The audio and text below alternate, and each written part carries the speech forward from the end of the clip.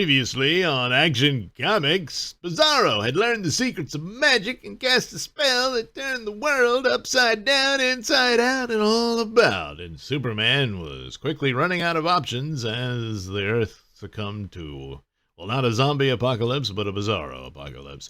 And that left him with only one option left. He had to turn to the only sane man left on the planet, the Joker. And that's where we pick things up. So we open up. Oh, look, it's a bright sunny day and everything, but all is not what it seems. There's no sign of him anywhere. No sign of Bizarro. I've checked everywhere, the whole planet, so to speak. There's no one here. No one at all. You're telling me your inner mindscape contains an exact replica of the entire Earth? Police officers work a beat, protect a neighborhood. Just so happens my beat covers 197 million square miles, and I've always tried my best to know my way around every inch of it. But at the moment, there are no people to be found within this mind Earth of yours. Not a one. I see. And how does that make you feel, Superman? Like I must have failed them. Every single person on the face of the earth, like I failed 8 billion times. Good. Then I believe you're exactly where you need to be. You're where he wants you. You're deep within your own fears. This is madness. I shouldn't be here, listening to you. I'll have to find another way. Your doubts are growing. That means he must be getting close. I'd say you should be seeing Bizarro #1 any second now. I see him. He's tearing his way through the city. The sound of his weeping is shattering windows. The laughter of a Bizarro. His assault has begun. Remember, Superman, if your mind fails, what remains of the real world falls with it. But I want you to know, for whatever it's worth, that I believe in you with all my heart. Thank you, Joker. Here he comes. Wait, something's not right. He's tiny, isn't he? I thought he might be. When Bizarro was obliterated by his own magic spell, a bit of his psyche must have mystically embedded itself in your mind, like shrapnel. He may be small, only a splinter under your skin, but he's powered by magic, that old bugaboo. So even at what I'm sure is simply adorable little size, he will still be quite unimaginably strong. Superman? Ugh! He punched me through the planet. I'm somewhere off the coast of Australia. If he's wielding this level of power, I won't be able to hold anything back. How do I stop him without killing whatever's left of Bizarro? I'm afraid we both know the answer to that. But for now, I suggest you try to focus on the next phase of the plan. Right. What was that again? Oh! Oh! Never mind. I just remembered. Oh boy, how's Superman gonna overcome this? Well, I won't spoil everything, but of course he wins in the end. But there is a price to pay, yes. Well, this wasn't a bad run of a story arc. And of course, this whole thing where the whole world is taken over by Bizarro and cities destroyed and everything.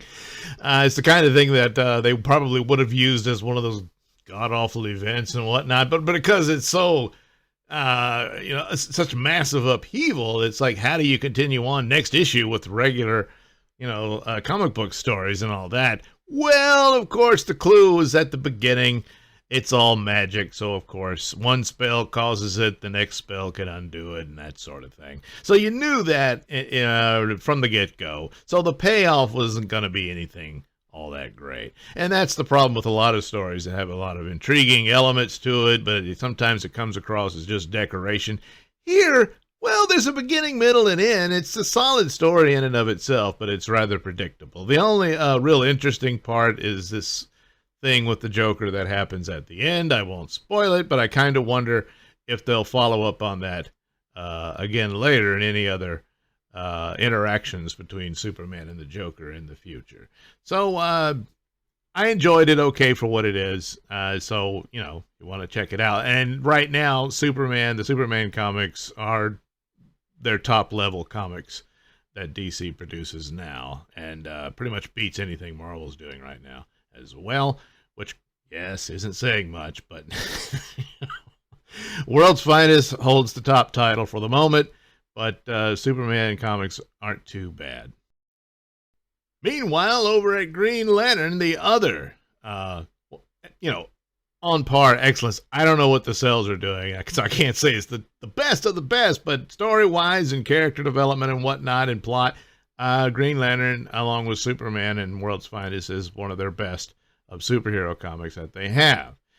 Again, not saying much in comparison to others, because the others are so bad, but nevertheless, it holds the same place as Superman stories currently. So here we are, Green Lantern previously.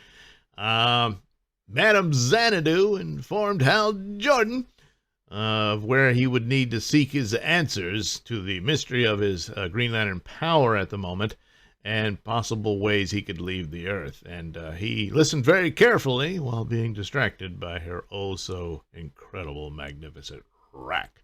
So we're all caught up. Green Lantern number 9 escaped from Earth. And I will spoil that. He does.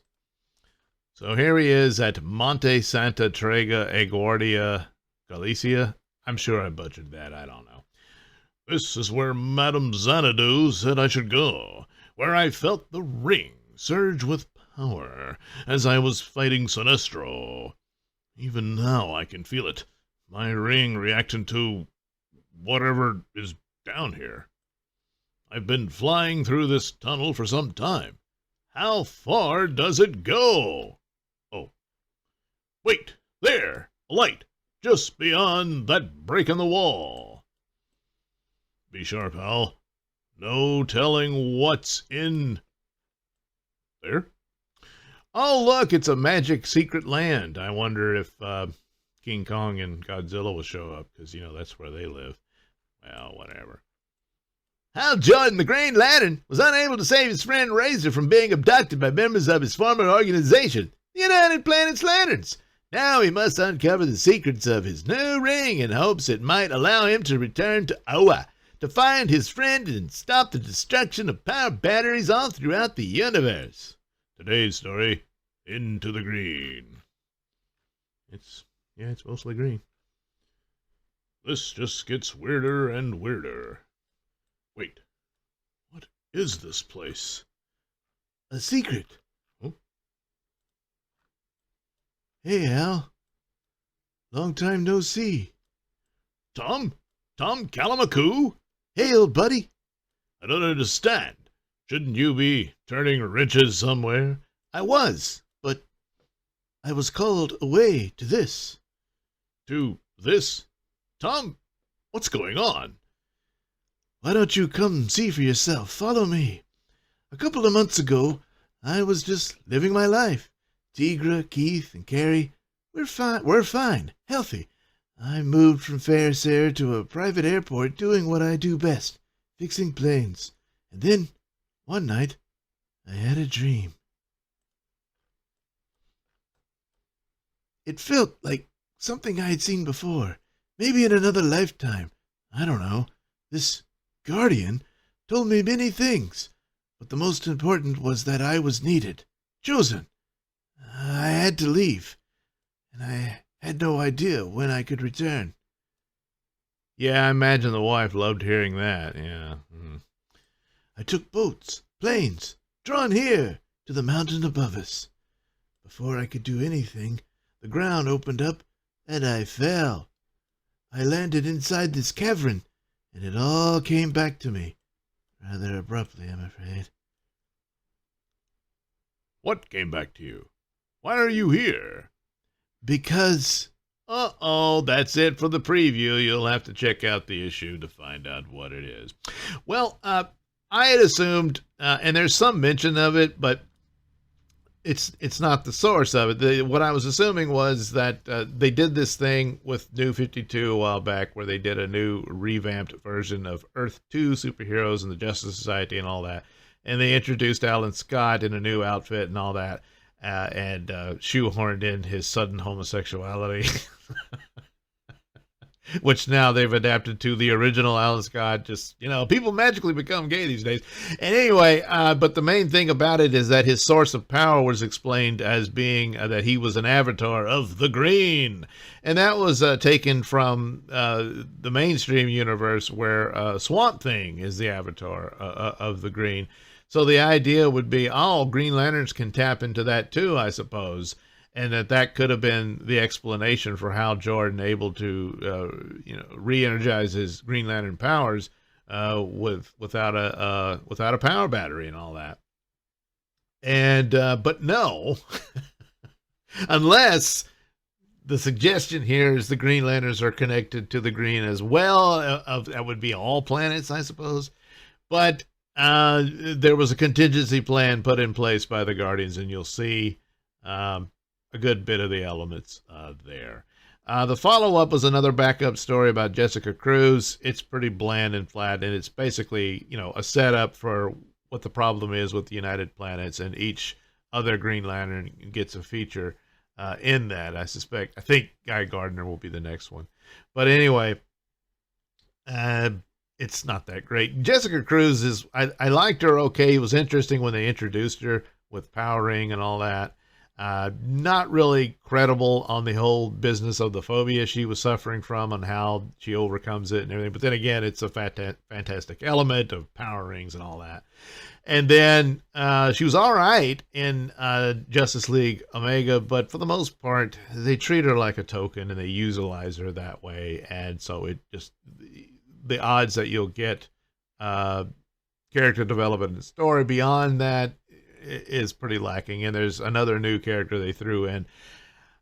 I never liked the idea that, the Earth is so special, that's why it has multiple lanterns, and they're pushing that again here, when it could have been easy enough to just say, well, the other alien worlds don't just have one lantern, they can have multiple lanterns as well. So it's just a matter of who's worthy enough to take on the ring, you would think. But what have you. But all in all, the Hal Jordan stories have been pretty solid.